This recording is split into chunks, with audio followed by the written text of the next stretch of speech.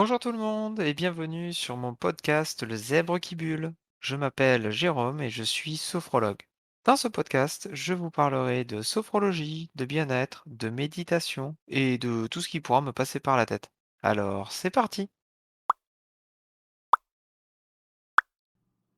Aujourd'hui, je vais vous parler de la santé mentale. Alors cet épisode aurait dû sortir il y a déjà quelques jours, aux alentours de la journée mondiale pour la santé mentale. Mais après tout, pourquoi attendre une journée mondiale pour en parler, pour parler de ce sujet qui est encore très tabou, surtout en France?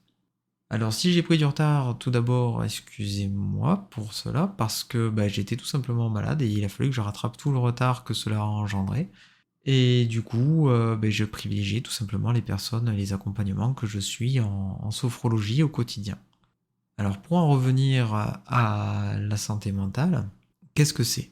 Alors si on prend la définition de l'Organisation mondiale de la santé, de l'OMS, la santé mentale, c'est un état de bien-être qui permet à chacun et chacune de réaliser son potentiel, de faire face aux difficultés normales de la vie, de travailler avec succès et de manière productive et d'être en mesure d'apporter une contribution à la communauté. Mais pour résumer de façon plus simple et de façon un peu plus individuelle, c'est plutôt un peu l'adage de un esprit sain dans un corps sain, ou plus exactement, être bien dans sa tête et dans son corps. Ce n'est pas, si vous voulez, la santé mentale que une absence de troubles ou de maladies psychiatriques. C'est aussi se sentir bien dans son quotidien, être serein avec soi-même, être bien dans son corps et dans sa tête. De nos jours, la santé mentale fait partie essentielle de l'état de santé dit général. D'un côté, on pourrait dire qu'il y a l'état de santé mentale et de l'autre côté, l'état de santé physique.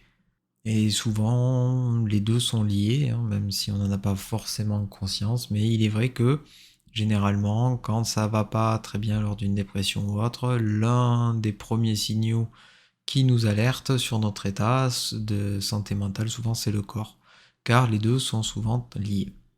Et pour continuer à schématiser, la santé mentale est divisée, enfin peut être divisée en deux parties. Donc il y a la santé mentale positive qui correspond à tous les aspects mentaux positifs de l'être humain, à son plein potentiel, son potentiel de croissance, ses forces, sa capacité à faire face au quotidien, son bonheur, le courage, la créativité, tout ce qui le soutient, ses ressources matérielles, sociales, etc., etc. Et d'un autre côté, il y a la santé mentale dite négative. Donc là, ça regroupe plutôt tout ce qui est troubles mentaux comme la dépression ou encore le burn-out, qui sont les deux plus connus, mais aussi l'anxiété ou encore des troubles bipolaires ou même les phobies. Tout ceci est considéré comme des troubles mentaux. On y retrouve les maladies psychiatriques qui sont plus ou moins handicapantes au quotidien. Donc concernant tous ces troubles, il y a un facteur de risque qui n'est pas négligeable et qu'on retrouve dans notre quotidien à tous les niveaux, eh bien c'est le stress. Plus le stress sera élevé, plus le risque sera élevé, notamment sur la contribution de l'apparition de certains troubles de dépression, par exemple, ou de burn-out. Et le stress a tendance à enfermer les personnes, à les isoler dans leurs difficultés et peut conduire à de graves conséquences comme le suicide. Alors comment améliorer sa santé mentale ou venir en aide à quelqu'un qui aurait besoin d'aide, justement? Eh bien, la première chose, c'est d'en parler. D'en parler, de parler de la santé mentale, de quand on va pas bien, et ne pas poser juste la simple question «ça va?» parce que machinalement c'est rentré dans notre quotidien et la réponse est «oui, oui, et toi?» Mais plutôt de poser des questions sur «Tiens, tu as prévu quoi ce week-end? Comment tu vas? Quels sont tes projets?» Voilà. Simplement des questions qui montrent qu'on s'intéresse à l'autre personne. Et tout ça bien pour briser le tabou de la dépression, le tabou de la santé mentale qui est encore très très lourd de nos jours. Car en effet, on est dans une société qui a tendance à ne pas vouloir parler de ça, de ses troubles, à ne pas considérer quand quelqu'un va consulter un psy, il est souvent considéré comme fou ou comme bizarre, ou bien quelqu'un qui est à part, ou tout simplement quelqu'un de faible. Alors pourquoi je vous dis ça? Bien parce que, notamment quand on est dépressif, souvent l'un des meilleurs remèdes, c'est d'aller consulter un psychologue et un psychiatre en fonction de son grade dans la dépression, de là où on en est. Mais en plus de ça, il faut savoir que pour aller voir un psychologue quand on l'annonce à quelqu'un qui est un ami ou simplement une autre personne, ou que vous croisez quelqu'un dans la rue et que vous sortez du cabinet du psychologue ou du psychiatre, eh bien, l'étiquette de faible ou de fou vous est collée dessus, et le regard peut être un poids de plus à porter quand on essaie de se remettre en selle psychologiquement.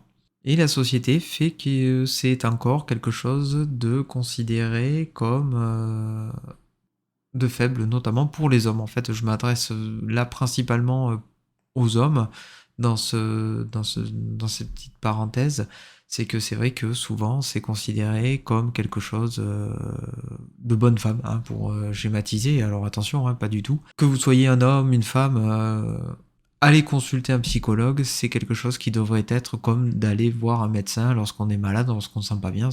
On va voir le médecin. Donc pourquoi ne pas faire pareil avec sa santé mentale? On a tous et toutes des problèmes dans notre quotidien. Et cela devrait être quelque chose maintenant de naturel. Alors si quelqu'un vient vous dire qu'il consulte un psychologue, qu'il va voir un psychiatre, eh bien sachez que déjà il fait preuve d'un grand courage et d'une grande force de vous le dire. Donc ne le jugez pas, accueillez simplement ce qu'il a à vous dire, ou elle a à vous dire. Donc pour améliorer sa santé mentale, eh bien l'une des choses à faire, c'est quand ça ne va pas, d'aller consulter, vous l'aurez compris, un psychologue ou un psychiatre, ou commencer par en parler à son médecin traitant. Vous pouvez également entreprendre de la méditation pour vous aider en plus. Vous pouvez entreprendre également, notamment de faire du sport. Pour pas mal de personnes, ça aide à arrêter le flot de pensées qui tournent en boucle, les ruminations dans la tête. Tout ce qui pourra vous aider à vous sentir mieux, à avoir un meilleur équilibre de vie. Donc vous l'aurez compris, n'hésitez pas à consulter. Et si vous ne savez pas par où commencer ou bien vers qui vous tournez, eh bien parlez-en à votre médecin traitant. Vous pouvez également, en complément des parcours médicaux qui sont actuellement en place, c'est-à-dire les CMP avec psychiatre et psychologue. Donc CMP, ce sont les centres médico-psychologiques. Vous en trouverez un peu partout dans les régions. Vous pouvez également consulter en plus des sophrologues ou des hypnothérapeutes. En ce qui me concerne, en sophrologie, on vient souvent intervenir sur des phobies, en parallèle aussi de psychothérapie, c'est-à-dire qu'en fait on va venir intervenir en complément de la psychothérapie et travailler avec les psychologues qui suivent les personnes qui viennent nous voir. On peut être amené aussi à travailler avec les médecins ou encore avec les psychiatres qui suivent certaines personnes. Alors nous, on va venir aider une personne qui vient nous voir pour aller vers un état de mieux-être. La sophrologie est particulièrement indiquée dans certains cas, je pense notamment pour gérer les crises d'anxiété ou encore aider en plus d'une psychothérapie pour une dépression. On va venir par des techniques de relaxation et de respiration profonde ainsi que de visualisation positive venir renforcer l'effet des psychothérapies, et également on va pouvoir redonner confiance en soi, en une personne. On va pouvoir travailler sur les phobies comme je vous disais, sur certaines peurs. On va pouvoir également apprendre à gérer les crises d'anxiété, apprendre à gérer les ruminations, etc., etc.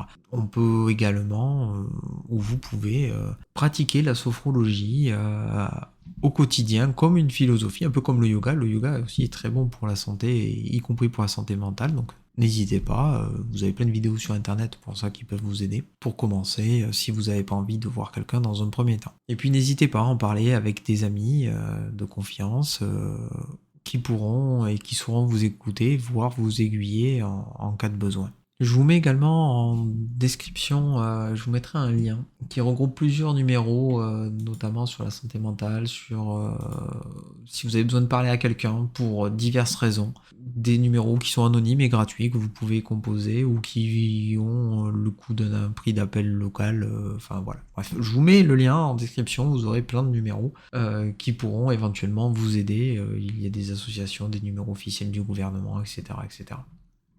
Pour conclure, il est donc important de prendre bien soin de sa santé mentale. Voilà, c'est tout pour aujourd'hui. J'espère que cette bulle vous aura plu.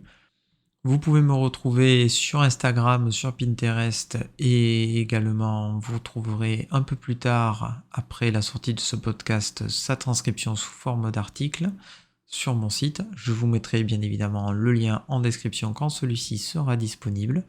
Si vous souhaitez un accompagnement en sophrologie, c'est également possible, il suffit de m'envoyer un mail ou de prendre rendez-vous sur mon site. En attendant, prenez le temps de respirer.